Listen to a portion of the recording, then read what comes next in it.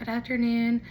I'm going to go over the referral process for my co-op.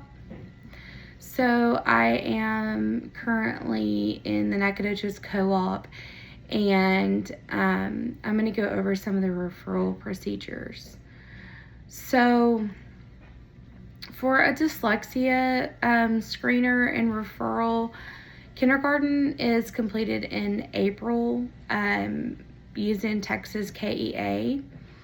The first grader screener is completed in January, and they use TPRI for a first grade screener. Teachers complete the online screeners and currently use the Foundations Phonics program with all students in the classroom. So just to kind of summarize for the dyslexia, the kinder is given in April using the Texas KEA, and the first grade screener is given in January using TPRI, and teachers complete the online screeners. For teacher referrals, teachers, if they have concerns or screener shows concerns, the student will receive remediation instruction from the reading and math RTI teachers on campus. The DIAG should be invited to all Tier 3 RTI meetings prior to starting the referral. RTI committee may request a referral packet for SPED or 504 from campus referral coordinators. Interventions are to continue during the referral and testing process. The campus referral coordinator will place the completed referral packet in the co-op mailbox, and they also have to let their campus DIAG know when it is ready to be picked up. The director will review the referral packet and return to campus DIAG to obtain consent from the parent. So once the co-op director receives the referral packet from the campus, then the diagnostician that is on that campus will try to obtain the consent from parent. The teacher will turn in completed consent forms to front office and to be put in the co-op mailbox. The office secretary will contact the diagnostician and let her know that the papers are in the mailbox to be picked up from the teachers. For speech referrals, for speech RTI, it will work with students in the classroom using strategies provided by an SLP on the campus. The teacher will email the SLP or the SLPA to initiate a speech screener. The SLP will provide a consent form for a speech screener to be sent home. The SLP will screen the student after they have received signed consent, and it has been the teacher has been notified, and the parents as well, of results and the recommendations based on the SLP. 1, the student passes screen, no need for intervention at this time. 2, minimal concerns noted on screen, recommends RTI for a minimum of 12 weeks. 3, significant concerns noted on screen, recommend immediate referral for speech and language evaluation. The SLP will email the campus referral coordinator to start the referral process if evaluation is recommended. So basically, there's 3 levels to a speech referral. 1, if they pass the screen, there's no need for intervention. 2, if there's minimal concerns, then it's recommended that they receive RTI for a minimum of 12 weeks. And then 3, if there were significant concerns noted on the screener when the SLP gave it, then they'll recommend immediate referral for those speech and language evaluations. For a parent requesting testing, If a parent verbally asks for SPED testing, it has to be written or emailed, and it has to be dated. So a parent cannot just verbally request the testing. It does have to be done in a written format of some kind with the date on it.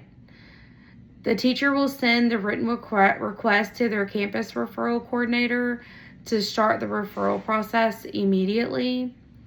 There are only 15 days to respond to the parent in writing, which this will be done by the campus diagnostician. So once the request has been done by the parent and the teacher has given it to the referral coordinator, and then they process it from that day, they only have 15 days, which the campus diag will respond within those 15 days. The campus referral coordinator will place the completed referral packet in the co-op mailbox and let the campus diagnostician know that the referral is ready to be picked up. The packet should be in the mailbox no later than 10 days from the written request date. The DIAG will mark the referral as an ASAP review. The director will then review the referral and contact the diagnostician to obtain consent or for the parent to deny testing. The diagnostician will then try to obtain consent from the parent after it has been sent to them. The teacher will turn in the completed consent forms or denial forms to the front office once they have been received by the teacher from the family to be put in the co-op mailbox. The office secretary will contact the diagnostician and let her know that the papers are in the mailbox ready to be picked up. As far as a referral to special education and the form they use, they do have a table of contents, and on the top of the form, it has the student's full name as well as the date of the referral. On the table of contents, it has the student information, important questions, referral checklist, ELL information, classroom observations, teacher information, response to intervention, dyslexia information and checklist, discipline behavior and summary, behavior, teacher input, health information, and parent information.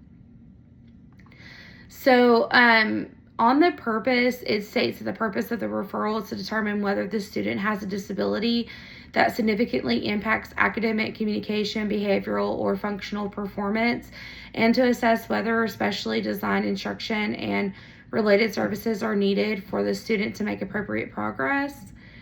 There is a suspected disability list that you can choose from, and it's autism, OHI, specific learning disability, and it has all of the categories of an SLD, as well as it has speech impairment and emotional disability.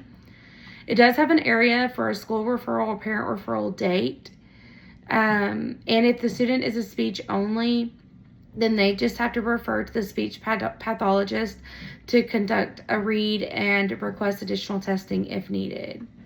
If the parent submits a written request to the LEA's Director of Special Education Services for an initial, the ELA must no later than the 15th school day after the date of receipt provide the parent with a prior written notice of its proposal to conduct an evaluation, a copy of the notice of procedural safeguards, and the opportunity to give written consent for an initial evaluation. They also have a prior written notice of its refusal to conduct an evaluation, as well as a copy of the notice of procedural safeguards. It does have an information packet for the parents to complete.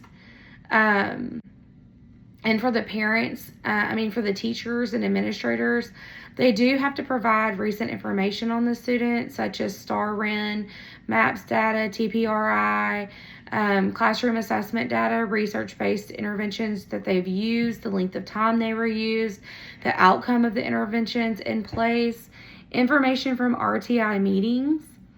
They have to specify what the suspected disability is. Example, the student is struggling in math class and has failed 2 6 weeks, multiple benchmarks. The suspected disability would be a specific learning disability in math. If it's a parent referral, please provide the written request and the date and return the request to them, to the DIAG or the director within 5 days of receiving it. You have to turn in all of the documents to the administrator of the campus, and they have to have the red folder. The red folder contains all the information and referral information. It's basically the entire referral packet of documents that is needed for the initial evaluation to be completed. On some of the student forms, there's a narrative, there's info sheets, important questions, parent info, teacher info, there's a home language survey. There's legal and custodial documents, student discipline and behavior. There's attendance reports, school history, if they were in prior districts, if they've been in 504, LPAC, or SPED previously. There's also RTI. They need to have work samples, student achievement data for the past 3 years, such as like gradebook comparisons, report cards, outside evaluations, accommodations or interventions that have already been attempted in the classroom. For assessment data, there needs to be DMAC reports, maps of any district or campus data to compare with in-class and district comparisons. State assessment, such as STAR, TPRI, TELPAS, things like that, if they were in GT as well. One important thing is to note if